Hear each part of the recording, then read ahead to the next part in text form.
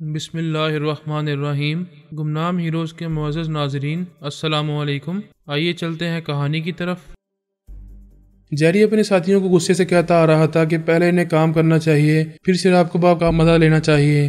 اس نے چونک کر سونیا کو دیکھا، پھر آوازیں دیتا ہوا اس کے پیچھے دوڑنے لگا۔ کہاں بھاگ رہی ہو؟ کیا میرے ساتھ رات نہیں گزارو گی؟ تم اچانک اس طرح کیوں بھاگ رہی ہو؟ وہ تقریباً 100 گز کے فاصلے تک دوڑنے کے بعد رک گئی۔ دور سے ریموٹ کنٹرولر کو دکھاتے ہوئے بولی، میں تمہارے اس کنٹرولر کو آزما رہی ہوں، دیکھنا چاہتی ہوں کہ یہاں سے دھماکہ کیا جا سکتا ہے یا نہیں۔ وہ دوڑتا ہوا اس کے قریب آیا، پھر ہانپتے ہوئے بولا، تم پاگل ہو، جب تک کسی بم کو اس سے ایڈجسٹ نہیں کیا جائے گا ادھر کوئی دھماکہ نہیں ہوگا۔ اس کے ہاتھ سے ریموٹ کنٹرولر لے کر بولا، ابھی یہ کام نہیں کرے گا۔ اگر یہ کام کے قابل ہو تو اس کا کون سا بٹن دبایا جاتا ہے؟ ان دونوں کا رخ وین کی طرف تھا۔ جیری نے کہا، اس سرخ بٹن کو دبایا جاتا ہے۔ سونیا نے معصومیت سے پوچھا، کیا اسے دبانے سے دھماکہ نہیں ہوگا؟ کبھی نہیں ہوگا، یہ دیکھو۔ جیری نے یہ کہہ کر سرخ بٹن کو دبایا۔ ایک بار کی وین میں دھماکہ ہوا۔ ویسے دھماکے کے لیے تیار نہیں تھا، ایک دم سے اچھل کر ریت پر گر پڑا۔ وین تو دھماکے سے کتنے ہی فٹ اوپر اچھل کر بنگلے کی چھت پر آئی۔ وہ بنگلہ بھی آگ کے شعلوں اور دھوئیں کی لپیٹ میں آ گیا۔ اس کے ساتھیوں کے چیچڑے اڑ گئے تھے۔ کئی منٹ تک جیری کے اوسان بحال نہیں ہوئے۔ وہ ریت پر پڑا دیدے پھاڑ پھاڑ کر دیکھ رہا تھا۔ آگ کے شعلے آسمان کی طرف لپک رہے تھے۔ سونیا نے ننھی بچی کی طرح اچھل اچھل کر تالیاں بجاتے ہوئے کہا، دھماکہ ہو گیا، ہو گیا، دھماکہ ہو گیا، دھماکہ ہو گیا۔ تم کہتے تھے کہ یہ ناکارہ ہے، تم ہار گئے، میں جیت گئی، دھماکہ ہو گیا، ہو گیا۔ وہ غصے سے چیختا اور چنگاڑتا ہوا اچھل کر کھڑا ہو گیا۔ اس پر حملہ کرنے کے انداز میں بڑھتے ہوئے بولا، پاگل کی بچی، تم نے $80 لاکھ کا اسلحہ تباہ کر دیا ہے، میں تمہیں زندہ نہیں چھوڑوں گا۔ اس نے حملہ کیا۔ وہ اچھل کر پیچھے جاتے ہوئے بولی، مجھے الزام نہ دو، ریموٹ کنٹرولر کا بٹن تم نے دبایا تھا۔ تم نے مجھے بٹن دبانے کو کیوں کہا تھا؟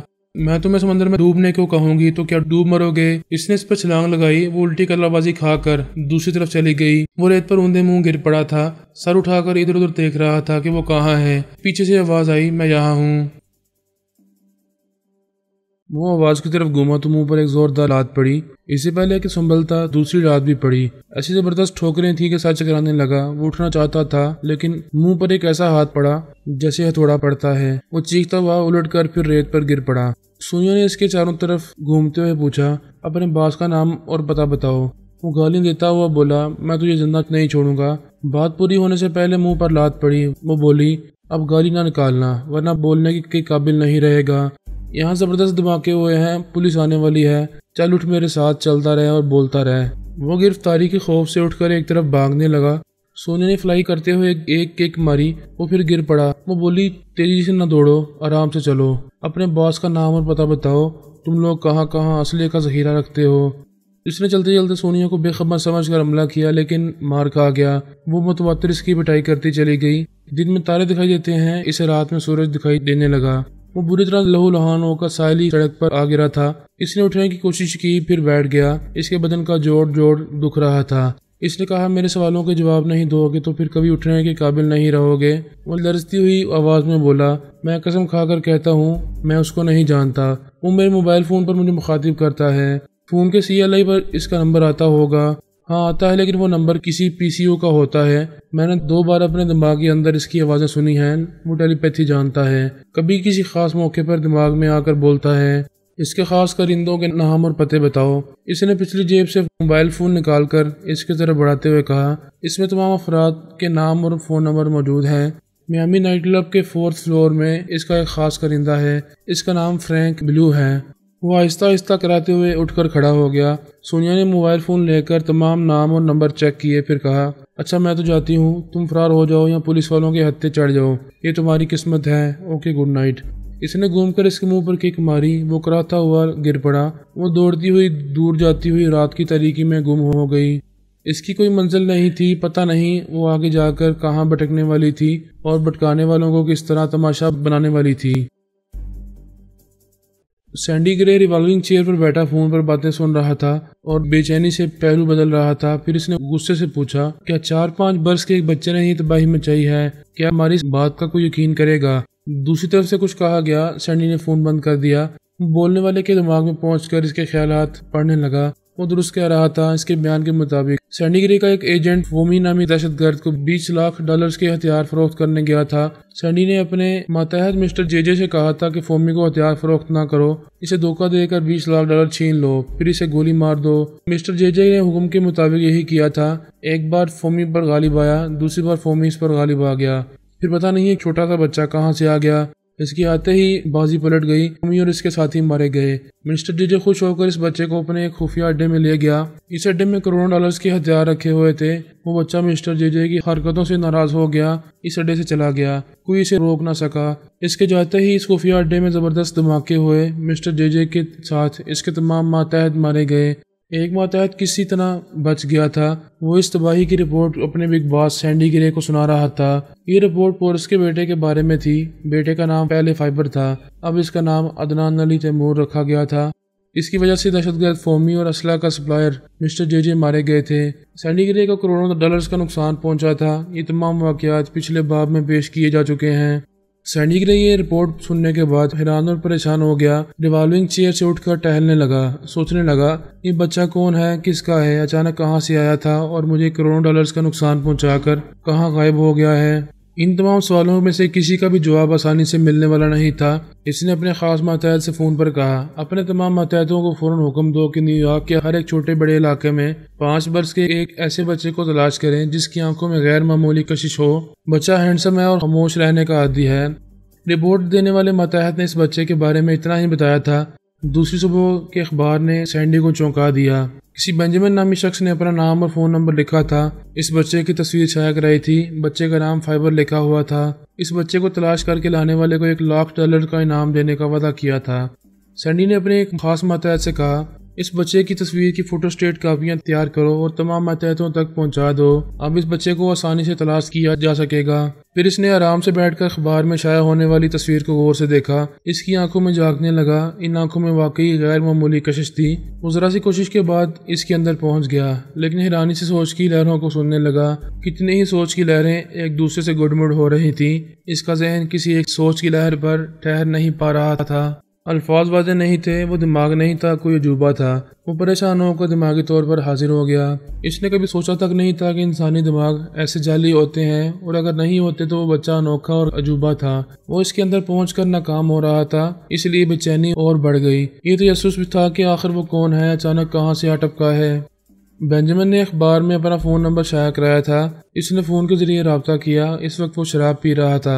سینڈی نے اس کی آواز سن کر فون بند کر دیا۔ اس کے اندر آ کر خیالات پڑنے لگا۔ اس کے چور خیالات نے بتایا کہ فائبر اس کا اپنا بیٹا نہیں ہے، لیکن وہ سگے بیٹے سے زیادہ اسے عزیز رکھتا ہے کیونکہ وہ ایک غیر معمولی لڑکا ہے۔ جب سے گھر میں آیا ہے، بینجامن دولت مند بنتا جا رہا ہے۔ وہ اس لڑکے کو ہر قیمت پر تلاش کر کے گھر لانا چاہتا ہے۔ سینڈی گرے کو معلوم ہوا کہ وہ لڑکا راز کی باتیں جان لیتا ہے۔ ایک بار وہ سمندر کی ساری چٹانوں پر چڑھ کر نوٹوں سے بھرا ہوا تھیلا لے آیا تھا۔ بینجامن کے خیالات نے عدنان علی تیمور یعنی فائبر کے بارے میں ایسے کئی واقعات بتائے۔ سینڈی گرے کو یقین ہو گیا کہ وہ عدنان واقعی غیر معمولی صلاحیتوں کا حامل ہے۔ اس اہم لڑکے کو کسی طرح ڈھونڈ نکالنا چاہیے۔ اس نے بینجامن کے دماغ میں سوال پیدا کیا، وہ گھر چھوڑ کر کیوں چلا گیا؟ اس کے خیالات نے بتایا کہ اس کی ایک سالی جولی ایک جوان مرد کے ساتھ اس کے گھر آئی تھی۔ اس کا نام رومیو تھا۔ رومیو نے دعویٰ کیا کہ فائبر اس کا بیٹا ہے اور بیٹا جلد ہی اپنے باپ کے پاس چلا آئے گا۔ بینجامن اس بیٹے کو چھپانے کے لیے اس کے فارم ہاؤس لے جا رہا تھا۔ ایسے ہی وقت راستے میں عدنان کہیں گم ہو گیا۔ اس کا رومیو بھی اسے تلاش کر رہا ہے۔ جولی بھی رومیو کے ساتھ اسے ڈھونڈ رہی ہے۔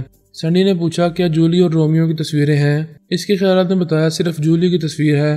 سینڈی نے بینجامن کے دماغ پر قبضہ جمایا۔ وہ غائب دماغ ہو کر جولی کی ایک تصویر لے کر گھر سے نکل گیا۔ اپنی کار ڈرائیو کرتا ہوا جانے لگا۔ وہ نہیں جانتا تھا کہ کہاں جا رہا ہے۔ اس نے ایک جگہ فٹ پاتھ کے کنارے گاڑی روکی۔ وہاں کوئی اجنبی کھڑا ہوا تھا۔ وہ اس اجنبی کو جولی کی تصویر دے کر گاڑی ڈرائیو کرتا ہوا اپنے بنگلے میں واپس آیا۔ پھر ایک دم سے دماغی طور پر حاضر ہو کر سوچنے لگا، میں کار میں کیوں بیٹھا ہوں، کہیں جا رہا ہوں؟ یوں لگتا ہے جیسے نیند میں تھا یا میرے دماغ نے میرا ساتھ چھوڑ دیا تھا، میں کہیں گم ہو گیا تھا۔ وہ سوچ رہا تھا مگر سمجھ نہیں سکتا تھا کہ اس کے ساتھ کیا ہوتا رہا تھا۔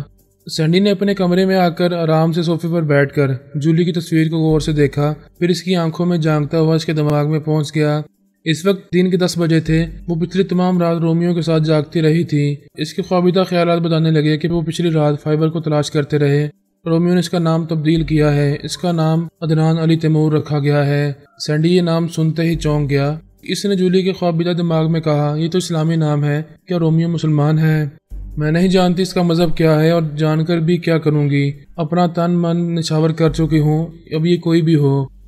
عدنان علی تیمور کا نام سنتے ہی فرحاد علی تیمور کی طرف دھیان جاتا ہے۔ کیا اس وقت جولی فرحاد کے ساتھ بیڈ پر سو رہی ہے؟ لیکن فرحاد کے متعلق تازہ ترین اطلاع یہ ہے کہ وہ انڈیا کے کسی علاقے میں ہے۔ وہ اٹھ کر ٹہلتے ہوئے سوچنے لگا، جولی کے ساتھ فرحاد کا کوئی بیٹا ہوگا، پارس پورس یا کبریا، لیکن نہیں، کبریا بھی انڈیا میں ہے۔ مجھے معلوم کرنا چاہیے کہ اس وقت جولی کے ساتھ کون ہے۔ اس نے اپنے خاص ماتحت سے فون پر کہا، ہوٹل رائل ان کے روم نمبر 707 میں جولی نام کی ایک لڑکی ہے، اس کے ساتھ ایک مرد ہے، یہ معلوم کرنا ہے کہ وہ کون ہے۔ اس نے ہوٹل کے کاؤنٹر پر اپنا نام رومیو بتایا ہوگا۔ وہ شخص خطرناک ہو سکتا ہے، اس کا تعلق فرحاد علی تیمور کے خاندان سے ہو سکتا ہے۔ ماتحت نے پوچھا، کیا اس شخص کی اصلیت معلوم کی جائے؟ تم اپنے ماتحتوں کے ساتھ ہوٹل پہنچو، اعصابی کمزوری کی دوا ساتھ لے جاؤ، میں وہاں تم سے رابطہ کروں گا۔ وہ ماتحت سے رابطہ ختم کر کے جولی کے پاس آیا، اسے نیند سے جاگنے پر مجبور کیا۔ اسی نے آنکھیں کھولتے ہوئے پورس کو دیکھا، پھر اسے لپٹ کر بولی، اٹھو، چائے پیو گے؟ وہ سینڈی کی زیر اثر تھی، پورس کا جواب سنے بغیر۔ اس نے فون کا ریسیور اٹھا کر بیڈ ٹی کا آرڈر دیا۔ پورس نے اسے کھینچ کر کہا، اتنی جلدی کیا ہے؟ ابھی ہمیں سونا چاہیے۔ سونا نہیں، جاگنا چاہیے، چائے پیو اور پتہ کرو تمہارا بیٹا کہاں بھٹک رہا ہے۔ تمہارے اس ٹیلی پیتھی جاننے والے نے اس کا پتہ ٹھکانا معلوم کیا ہے یا نہیں؟ اٹھ کر بیٹھتے ہوئے بولا، میرا بیٹا تو میرا باپ بن گیا ہے، کل رات سے دوڑا رہا ہے، میں بھی معلوم کروں گا۔ وہ بیڈ سے اتر کر باتھ روم میں چلا گیا۔ سینڈی کا خاص ماتحت کمرہ نمبر 707 کے قریب آ کر کھڑا ہو گیا تھا۔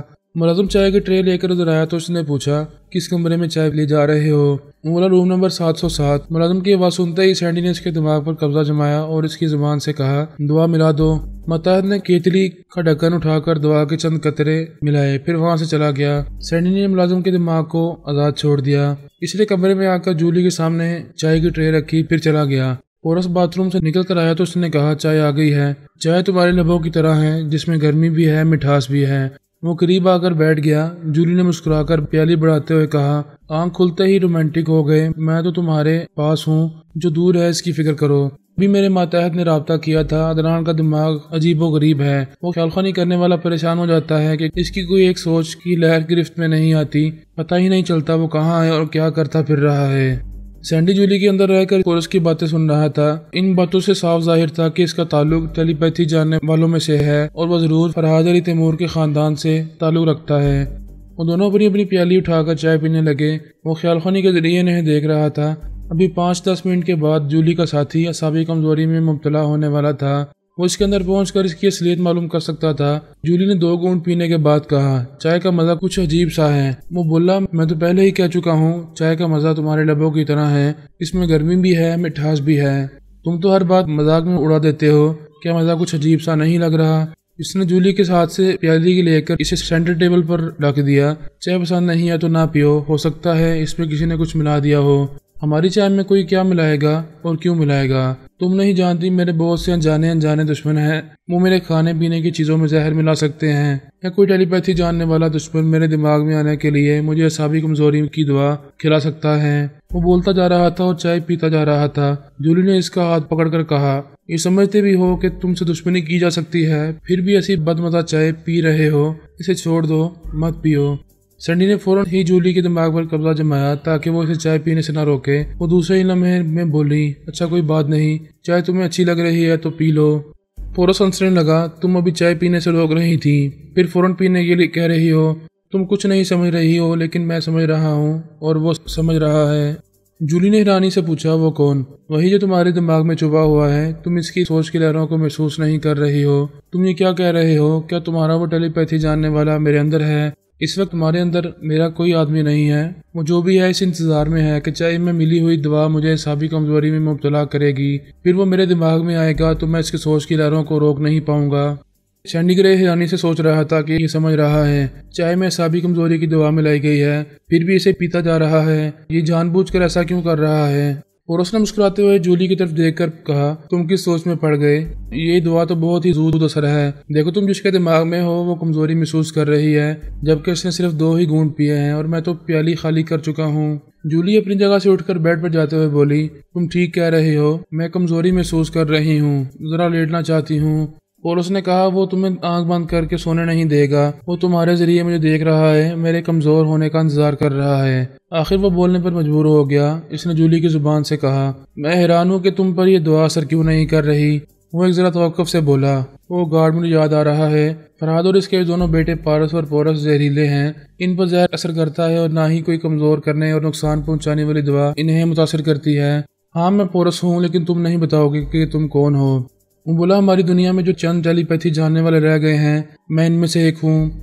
ऐसे वक्त इसका टेलीपैथी जानने वाला मातहत जूली के दिमाग में पहुंचा हुआ था। फिर वो पोरस के पास आकर बोला, इस टेलीपैथी जानने वाले दुश्मन के आदमी इस कमरे के बाहर जरूर होंगे, आप आधे घंटे से पहले कमरे से बाहर ना निकले, मैं अपने मुसल्लह अफराद को यहाँ बुला रहा हूँ। वो मातहत चला गया। पोरस ने कहा, तुम अपने बारे में अभी ना बताओ, लेकिन मैं जल्द ही तुम्हारा जोग्राफिया मालूम कर लूंगा। तुम शायद मेरी इसलिए मालूम करने आए थे। मैं ये भी मालूम करने आया हूँ कि वो बच्चा वाकई तुम्हारा बेटा है। मैंने जूली के जरिए मालूम किया है तुम इसके बाप होने का दावा कर रहे हो और तुमने इसका नाम अदनान अली तैमूर रखा है। क्या तुम नाम पर एतराज करने आए हो? मैं ये बताने आया हूँ कि पिछली रात तुम्हारे बेटे ने मुझे $2 करोड़ का नुकसान पहुँचाया है। पिछली रात पोरस के मातहत ने अदनान अली तैमूर के दिमाग में रहकर पहले मिस्टर जे के आदमियों को हलाक किया था, फिर जिस इमारत में असले का गोदाम था उसे तबाह कर दिया था। गोले बारूद के दिमागों से वो पूरी इमारत खंडर बन गई थी। और उसने कहा, अच्छा तो तुम गैर कानूनी तौर पर असला फरोख्त करते हो। चलो, तुम्हारा नाम मालूम नहीं हुआ, धंधा तो मालूम हो गया, रफ्ता रफ्ता और बहुत कुछ मालूम हो जाएगा। और उसके मातहत ने इस होटल के अंदर और बाहर अपने मुसल्लह आदमियों को बुलाया था। फिर इस होटल के अंदर एक एक शख्स के दिमाग में जाकर इनके ख्यालात पढ़ रहा था। और उसने कमरे के अंदर सैंडी ग्रे को बातों में उलझा रखा था। उधर वो मातहत सैंडी ग्रे का खास कारिंदे के दिमाग तक पहुंच गया। चुपचाप इसके ख्यालात पढ़कर मालूम करता रहा कि इसके कितने मुसल्लह मातहत इस होटल में कहाँ कहाँ छुपे हुए हैं और वो सब पोरस को घेरने और नुकसान पहुंचाने के इंतजार में हैं। सैंडी ग्रे ने अपने खास कारिंदे के पास आकर कहा, रूम नंबर 707 में फरहाद अली तैमूर का बेटा पोरस है। वो बहुत चालाक है, वो यहाँ से बच निकलने के इंतजाम कर रहा होगा। ये अंदाजा करना मुश्किल है कि इसने कैसे इंतजाम किए होंगे। वो कमरा बंद है, अगर अचानक कमरे में घुसकर हमला किया जाए तो वो अपनी जान नहीं बचा सकेगा। अपने आदमियों से कहो वो इस कमरे में घुस जाएं और इसे कमरे से बाहर जिंदा ना जाने दें। पोरस के मातहत ने इस वक्त तक अल्फा, अला बीबी और किबरिया को बुला लिया था, क्योंकि वो तनहा इतने दुश्मनों से लड़ नहीं सकता था। वो तीनों तेजी से कई मुसल्लह दुश्मनों के अंदर पहुंच गए थे, फिर इनके दिमागों पर कब्जा जमा लिया था। वो मुसल्लह दुश्मन होटल के अंदर हवाई फायर करते हुए काउंटर के पास गए। इनमें से एक ने काउंटर गर्ल से कहा, जितनी रकम है निकालो, जल्दी करो, हम पेशावर डाकू हैं, रकम ना मिले तो गोली मार देंगे। दूसरे मुसल्लह शख्स ने कहा, ए खबरदार, मैं डाकू हूँ, तुझे माल ले जाने नहीं दूंगा। ये कहते इसने अपने साथी को गोली मार दी। सैंडी का मातहत ये देखकर परेशान हो गया कि जिन्हें पोरस को ट्रैप करने के लिए बुलाया था वो डाकू बन रहे थे। एक ने दूसरे को गोली मारी थी, तीसरे ने दूसरे को और चौथे ने तीसरे को गोली मार दी।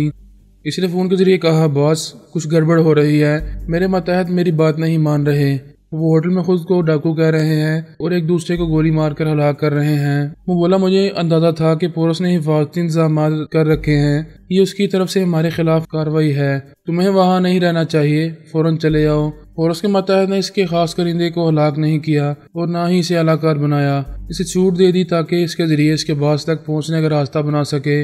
इसके ख्यालात ने बताया था कि इसका बास बहुत मोहतात रहता है और उसके सामने भी नहीं आता, दूर ही दूर से इससे अहम काम लेता रहता है।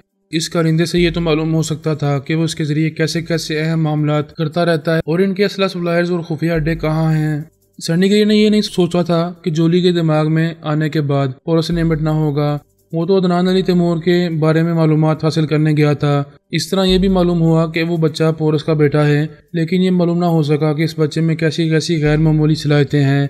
बेंजामिन के ख्यालात पढ़ने से मालूम हुआ था कि उसकी आंखों में अजीब सी कशिश है, इससे आंखें मिलाकर गुमसुम सा हो जाता है, अपनी जगह से हिल नहीं सकता। इस हालत में बच्चा जो कहता है इसकी बात मानता है, यानी इसकी आंखें सामने वालों को हिप्नोटाइज कर लेती थीं। ऐसा हमेशा नहीं होता था, वो आंखें आम हालात में नॉर्मल रहती थीं। उसमें दूसरी गैर मामूली बात ये थी कि कभी कभी इसे ऐसी बातें मालूम हो जाती थीं, जैसे उसे ये मालूम हो गया था कि चट्टान के पीछे नोटों से भरा हुआ थैला रखा है। कुदरती तौर पर इसे आगाही हासिल होती थी। सैंडी ग्रे सोचने लगा, ये लड़का बहुत खतरनाक है, इसे आगाही मिल सकती है कि हमारे असले के खुफिया गोदाम कहाँ कहाँ हैं। वो दुश्मनों का बेटा और पोता है, मुझे आइंदा भी नुकसान पहुँचाएगा। جب شام ہو گئی تو اس نے اپنے کرندے سے جھنجھلا کر کہا، تم کیسے نالائق ماتحتوں سے کام لے رہے ہو؟ وہ ایک بچے کو تلاش نہیں کر سکتے، تم ان سے بڑے بڑے کام کیسے لیتے ہو؟ بس وہ بچہ پتہ نہیں کہاں جا کر چھپ گیا ہے، وہ ضرور کسی چار دیواری کے اندر ہے، باہر گھومتا پھرتا رہتا تو نظروں میں آ جاتا۔ شام کا وقت ہے، ہم اسے تمام تفریح گاہوں میں تلاش کر رہے ہیں۔